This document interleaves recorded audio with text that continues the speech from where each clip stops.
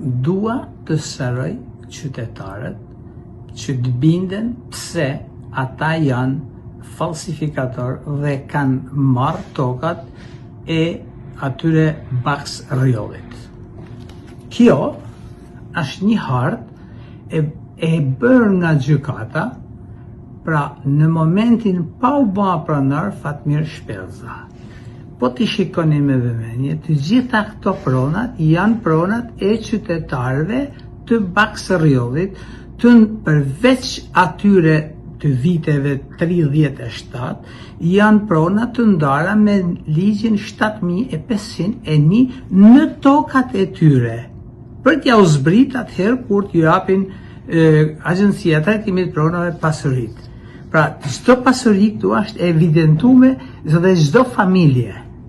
Çfarë ka ndodhur në vitin 2018 si për këtyre pronave, pra shife, si për këtyre pronave që janë të këtyre me rrallë, siç janë malajt, pjeshkat, shullanajt, keqanajt e me rrallë, kjo harta në ngjyrën e me sfond të kuq është prona që kanë vendosur pronën e Fatmir Shpellzës.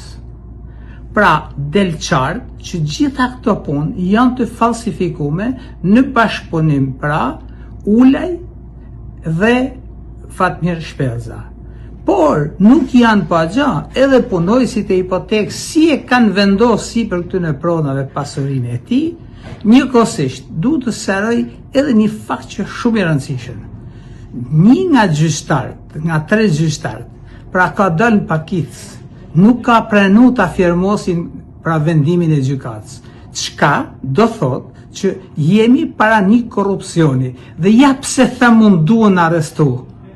Duhen arrestu 1 minutë më parë që këta në momentin e arrestimit do nxjerrin se kush janë personat që e kanë bërë këtë punë. Dua t'ju vë në dieni edhe për mashtrimin që bani ai gazetari i Shkodrës dje. Duhet t'ju them gjithë shqiptarëve dhe gjithë personave të cilët do ta shohin këtë video. Kjo është harta e vitit 1935. Në këtë hartë, pra do t'i shikoni se kush janë familjarët dhe kush janë personat që janë në tokë. Kjo është harta e Baks Rjollit e vitit 1935 që asnjë emër nga familjarët e Fatmir Shpellzës nuk ka emër në atë zonë.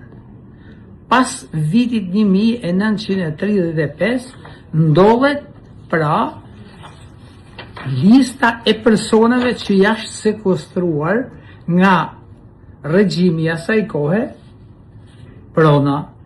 Në as këtë letër, në këtë regjistër nuk ekziston emri i familjarëve ose personave të Fatmir Shpellzës. Kjo është një gënjeshtër e madhe të cilën paguajnë gazetarët për ta deformuar realitetin.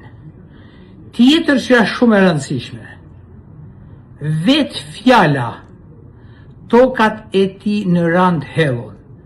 Baks Rjoll është Baks Rjoll, Rana Hellun është Rand Hellun dhe është e zonës së Lezhës dhe nuk është e zonës Baks Rjollit Rana Hellun.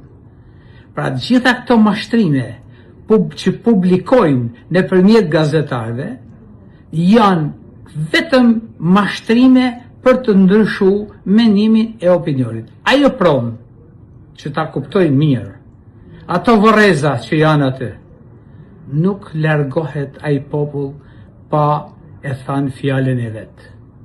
Duhet të them edhe një fjalë për Spakun. Spaku nuk ka pse ja dërgon Shkodrës për hetime. Spaku duhet të bëjnë menjëherë aktin e ekspertimit të pronës Fatmir Shpellzës dhe nuk ka nevojë ta përcjellin Shkodër. I bajthiri Spaku që të ketë kujdes me sjelljet e tij për sa i përket pronarëve që kanë marrë pronat. Të gjitha këto pronat që po themi ne dhe këto rezorte po bëhen me lekt e politikanëve shqiptarë, edhe Bashkim Ulaj, edhe të gjithë të tjerët janë figura të cilat po menaxhojnë paret e politikanëve shqiptar. Këtë bëjnë SPAK-u. Na vinë këta lek nga parajsat fiskale, të cilat banka bëhen të pastrime parash dhe të vazhdojnë punën e vetë. Në qoftë se nuk i del kështu që ju them unë, atëherë vinë SPAK-u të merret me mua.